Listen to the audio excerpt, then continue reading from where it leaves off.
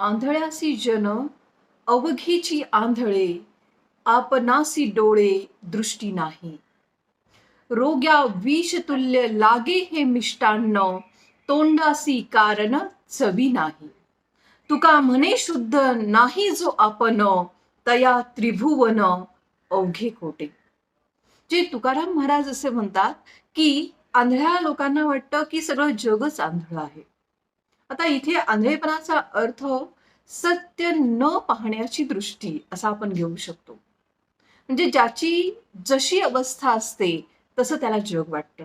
आता आजारी माणूस जर असेल तर त्याला अन्नाची चव लागत नाही. याचा अर्थ असा होऊ शकत नाही की अन्न बेचव आहे. तो आजारी आहे म्हणून त्याला चव लागत नाही.